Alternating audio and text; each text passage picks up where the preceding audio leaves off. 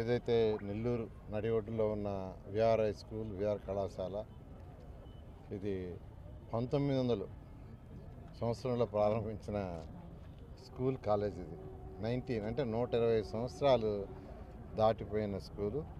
ఇదే స్కూల్లో నేను చదివాను, ఇదే కాలేజ్ చదివాను. అలాంటిది గత ప్రభుత్వం మూసేసింది స్కూల్. 120 సంవత్సరాలుగా చరిత్ర కలిగింది. ఇంత ఓపెన్ స్పేస్ కానీ, ఇన్ని బిల్డింగ్స్ కానీ ఎక్కడ ఉండవు. అయితే 2014-19 ఇక్కడ ఇంటర్మీడియట్ స్పెషల్గా నేను స్టార్ట్ చేశాను. ఐఐటి కోచింగ్ అని, నీట్ కోచింగ్ అని.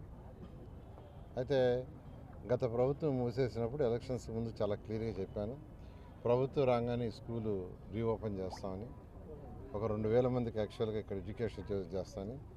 అదేవిధంగా ఈ యొక్క స్కూల్ని ఆల్మోస్ట్ ఎన్సీసీ వాళ్ళు బ్రహ్మాండంగా తీర్చిదిద్దారు.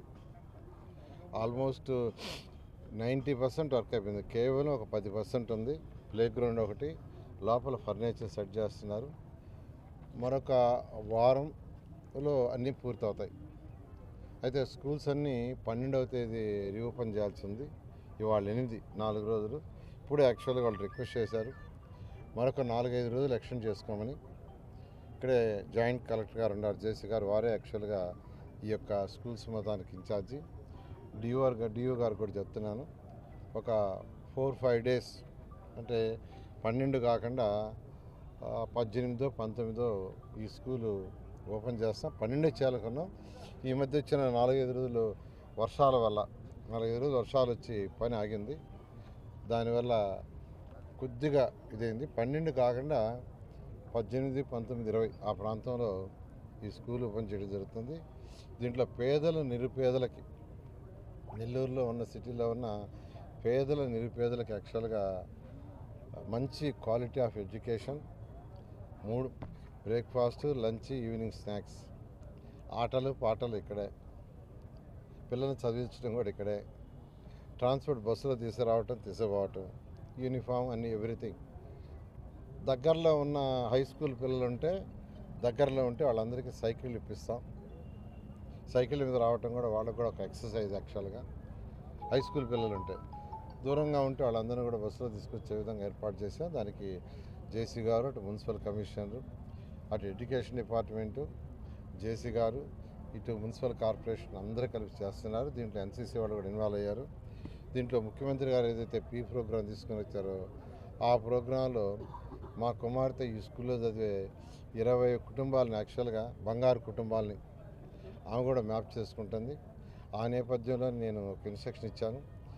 అనేక ఇంటర్నేషనల్ స్కూల్స్ వస్తుంది అనేక దేశాల్లో, మన దేశంలోనే కాదు అనేక దేశాల్లో, America, Russia, China, Japan. So అక్కడ బెస్ట్ ప్రాక్టీస్ అన్ని స్టడీ చేసింది.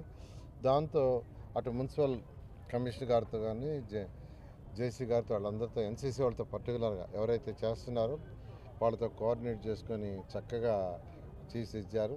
ఖచ్చితంగా ఈ స్కూలు ఆంధ్రప్రదేశ్లో వన్ ఆఫ్ ది బెస్ట్ స్కూలే కాదు, భారతదేశంలో గవర్నమెంట్లో ఒక బెస్ట్ స్కూల్ ఏంటంటే అది ఆంధ్రప్రదేశ్లో నెల్లూరులో విఆర్ కళాశాల అనే విధంగా దీన్ని తీర్చిదిద్దాం. ఈ నేపథ్యంలోనే నేను యాక్చువల్గా ఈ ఒక్క స్కూలే కాదు, నెల్లూరులో 54 స్కూల్స్ ఉన్నాయి. నా కళ ఈ సంవత్సరం ఎండ్ లోపల, అంటే వచ్చే సంవత్సరం జూన్ 12 లోపల ఈ స్కూల్స్ అన్నిటినీ 54 స్కూల్స్ని ఇదే విధంగా రూపుదిద్దాలనేది. దానికి మొన్న ఎంపీ వేమిరెడ్డి ప్రభాకర్ రెడ్డి గారిని తీసుకొచ్చి చూపించాను. ఆయన కూడా నేను కూడా ఒక స్కూల్ తీసుకొని చేస్తానన్నారు. ఆయనకు కూడా ఒక స్కూల్ అడాప్ట్ చేసాం, ఆర్ఎస్ఆర్ స్కూలు.